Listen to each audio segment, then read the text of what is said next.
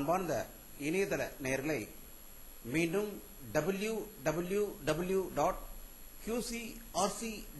என்ற இணையதளத்திற்காக நியூஸ் தமிழ் செய்தி அறிக்கையில் உங்களை சந்திப்பதில் பெருமகிழ்ச்சி அடைகிறோம். இன்று 10 ஜூன் 2009க்கான முக்கிய செய்திகளை தற்போது பார்க்கலாம். ஆஸ்திரேலிய நாட்டின் தலைநகரில் நடந்த தமிழ் ஈழ சுதந்திர போராட்ட வீரர்களின் ஆர்ப்பாட்டத்தில் 800க்கும் மேற்பட்டோர் கலந்து கொண்டு தமிழ் ஈழ நாட்டை உலக நாடுகள் அங்கீகரிக்க வேண்டும் என்றும் தமிழ் ஈழ நாட்டு மக்களின் பிரச்சனைகளை தீர்ப்பதற்கு முன்னுரிமை அளிக்க வேண்டும் என்று வலியுறுத்தி போராட்டம் நடத்தியதாக ஆஸ்திரேலியாவிலிருந்து தகவல்கள் வெளிவந்து கொண்டிருக்கிறது.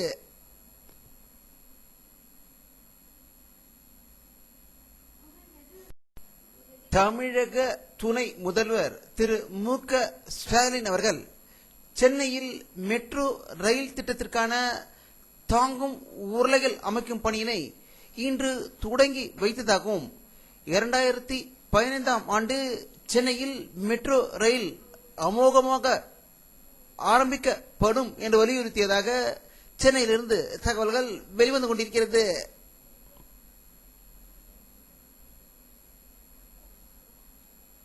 NLC தொழிலாளர்களுக்கு ஆதரவாக அதிமுக தொழிற்சங்கம் 12ஆம் தேதி வெள்ளிக்கிழமை உண்ணாவிரதத்தில் ஈடுபடும் என்று அக்கட்சியின் பொதுச் செயலாளர் செல்வி ஜெயலலிதா அவர்கள் இன்று செய்தி வெளியிட்டிருக்கிறார்கள். சென்னை எழும்பூர் ரயில் நிலையத்தில் தானியங்கி பயணச்சீட்டு வழங்கும் இயந்திரத்தை ரயில்வே இணையமைச்சர் அகமது இன்று திறந்து வைத்ததாக செய்திகள் வெளியாகிக் கொண்டிருக்கிறது.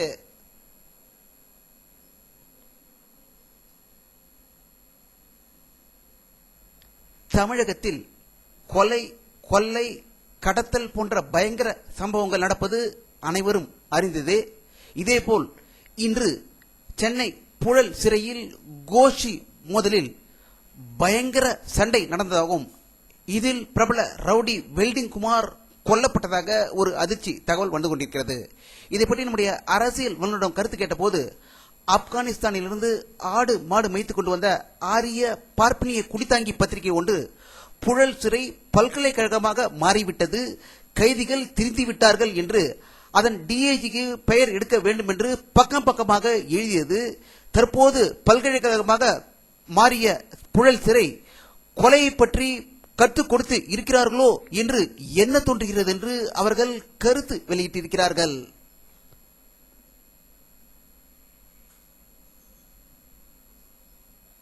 ஜார்க்கண்ட் மாநிலத்தில் சிங்பூன் மாவட்டத்தில் மாவோயிஸ்ட் தீவிரவாதிகள் சாலையில் வைத்திருந்த நில கண்ணிவெடியில் சிக்கி 11 போலீசார் பலி ஆனதாக ஒரு அதிர்ச்சி செய்தி ஜாம்ஷெட்பூரிலிருந்து வந்து கொண்டிருக்கிறது.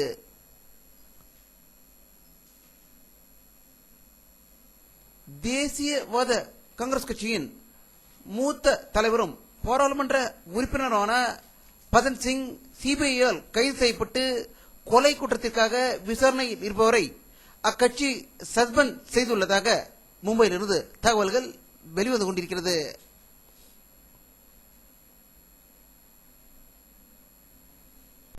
கேரள முதல்வர் திரு அச்சுதானந்தம் இன்று வெளியிட்டுள்ள ஒரு செய்தி அறிக்கையில் மார்க்சிஸ்ட் கட்சியின் மூத்த தலைவர் பினராயி விஜயன் மீது வழக்கு தொடர கவர்னர் அனுமதி அளித்தது சரியானதே என்றும் உண்மையை சிபிஐ கண்டறிய வேண்டும் என்று கூறியதால் அக்கட்சிகள் தலைவர்கள் மற்றும் அமைச்சர்கள் அதிர்ச்சி அடைந்திருப்பதாக திருவனந்தபுரத்திலிருந்து செய்திகள் வெளியாகிக் கொண்டிருக்கிறது.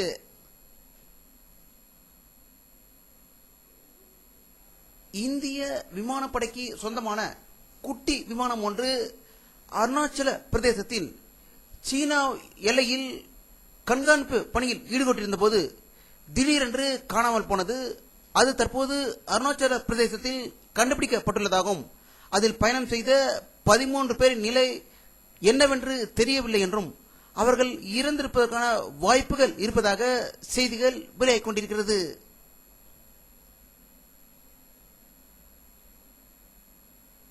அமெரிக்காவின் வெளியுறவு துணை அமைச்சர் திரு பிரவுன்ஸ் அவர்கள் டெல்லி வந்திருப்பதாகவும் இந்திய வெளியுறவு அமைச்சர் எம் கிருஷ்ணாவை சந்தித்ததாகவும் பாகிஸ்தான் இந்தியா உறவு மேம்பட பேச்சுவார்த்தை தொடங்க வேண்டும் என்று வலியுறுத்தியதாக செய்திகள் வெளியாகிக் கொண்டிருக்கிறது.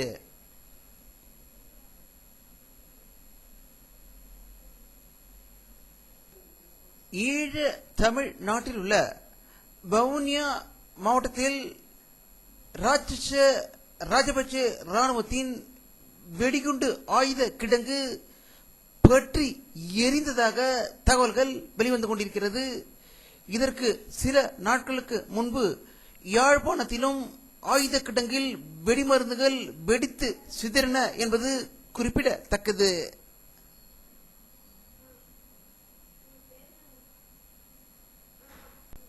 பாகிஸ்தானில் பெஷாவர் நகரில் மைய பகுதியில் அமைந்துள்ள 5 நட்சத்திர ஓட்டல் மீது தாலிபான் தீவிரவாதிகள் வெடிகுண்டு ஏற்றிய வேனை மோத செய்ததில் அந்த ஓட்டல் தரை மட்டமானதாகவும் அதில் 20க்கும் மேற்பட்டோர் உயிர் இழந்ததாகவும் 50க்கும் மேற்பட்டோர் படுகாயம் அடைந்திருப்பதாக ஒரு அதிர்ச்சி தகவல் பாகிஸ்தானிலிருந்து வெளிவந்து கொண்டிருக்கிறது.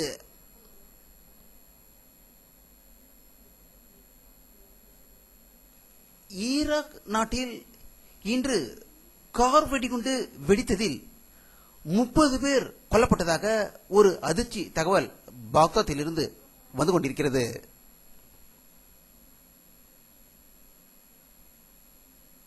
அட்லாண்டிக் கடலில் விபத்துக்குள்ளான ஏர் பிரான்ஸ் விமானத்திலிருந்து மேலும் 20 உடல்கள் கண்டுபிடிக்கப்பட்டுள்ளதாகவும் இதுவரை 47 உடல்கள் மீட்கப்பட்டுள்ளதாக பிரேசிலிலிருந்து தகவல்கள் வெளிவந்து கொண்டிருக்கிறது.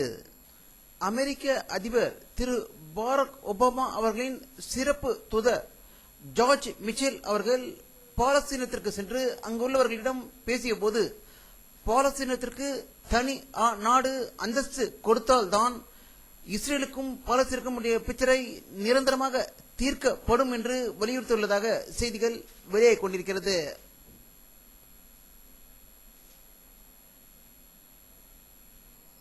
ஆங்கிலத்தில் புதிய வார்த்தைகளை சேர்ப்பதற்கான குழுவான குளோபல் லாங்குவேஜ் மானிட்டர் குழு அமெரிக்காவில் இயங்கி வருகிறது. இந்த குழு ஆங்கிலத்தில் 10 லட்சத்தின் வார்த்தை வெப் 2.0 என்ற வார்த்தையை சேர்த்து இருப்பதாக அமெரிக்காவிலிருந்து தகவல்கள் வெளிவந்து கொண்டிருக்கிறது.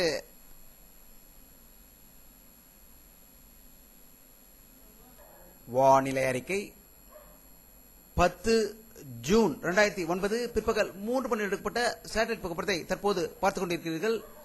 தமிழகத்தில் மேகமூட்டம் எதுவும் தெரியவில்லை. கர்நாடகா மாநிலத்தில் ஒரு சில இடங்களில் மேகங்கள் இருப்பதை காணலாம். தமிழகத்தில் பல பகுதிகளில் வெயிலின் தாக்கம் அதிகமாக இருந்ததாகவே தகவல்கள் வெளிவந்து கொண்டிருக்கிறது.